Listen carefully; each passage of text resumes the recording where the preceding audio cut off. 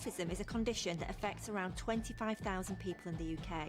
Many of those with dwarfism have suffered ridicule or discrimination in their lives, which has a major impact on their self-confidence. You know, I think most people with dwarfism would admit they have some sort of anxiety or lack of self-confidence in certain areas of their lives. Actor and presenter Warwick Davis is committed to improving the quality of life for those affected by dwarfism, and he helped to co-found the Little People UK charity in 2011. And we've been invited by Warwick to the annual conference to speak to the attendees and offer advice on building their self-confidence. It's going to be really exciting to hear what they have to say and what knowledge they've got to share. When we feel anxious, we're actually protecting ourselves from something that feels incredibly uncomfortable. That is your fight or flight response.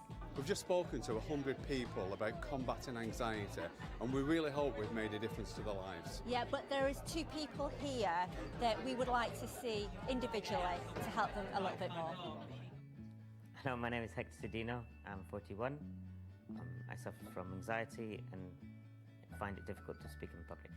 Hi, my name is Carys. I'm 19 years old, and for the past 4 years I've been suffering with low confidence and anxiety. It's affected me, especially at work when you present ideas. I sweat, hyperventilate. I won't refuse to go in because it's work, but if I can avoid it, I will. I don't normally go out, especially at night, to meet up with my friends. I like to stay in the house. I kind of hide myself away. We're desperate to help, but first we need to understand the depth of the issue. And before the conference started this morning, we took Carys and Hector up on the stage. Imagining now that this room is full of people, and 10 being petrifying, and 0 being, I'm kind of cool with it, where would you be? Probably a 7 or an 8. How about you, Hector? Yeah, definitely an 8. Definitely, Really? yeah. Okay. It's time to get to work, and the first thing we need to do is to learn more about the struggles that so many little people face on a regular basis. Usually when you're out and about, you have the gawking, the laughing. Kids are manageable, but it's when the parents start the gawking or the laughing, and that's what triggers me off. And the things that Hector's just highlighted, do you find that you have the same issues? Yeah, I mean, we've just been on holiday, my family, and all my family's got dwarfism as well. And I was out on the street with my brother. There was a group of lads, and one of them ran up to us, did a pose with us, and I realised that the man on the other side of the street was taking a photo of us. So he'd crossed the street just to take a photo with us, and then ran back to his friends. And how does that make you feel? Very intimidated, very, excuse the pun, but very small, like smaller than I am.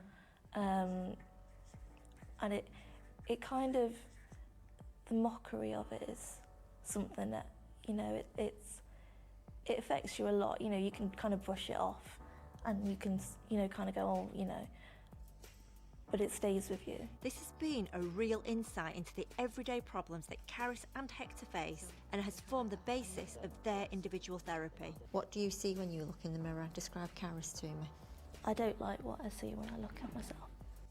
At some point in your life, you've been stood on a stage or you've been the centre of attention, and you felt incredibly bad, and your brain went, I don't like this. What we've noticed for both Carys and Hector is that their anxieties stem from a fear of being negatively judged, and that's what we want to address. If you're in a room with someone and someone walked in and they were full of tattoos, naturally you'd look at them. That doesn't mean that you're judging them in a bad way.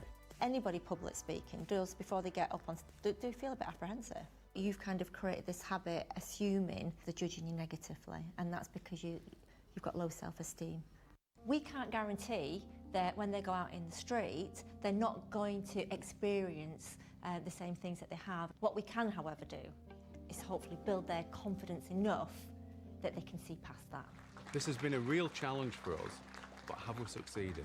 With the auditorium filling up again, the moment of truth is upon us. We came to speak to 2 people today who struggle with anxiety. We wanted to invite them up to say hello to you. I know you guys aren't judging me. That helps me really able to talk to you guys that I've never been able to talk properly. My perspective has changed a lot since I've had the workshop, that people aren't necessarily judging me.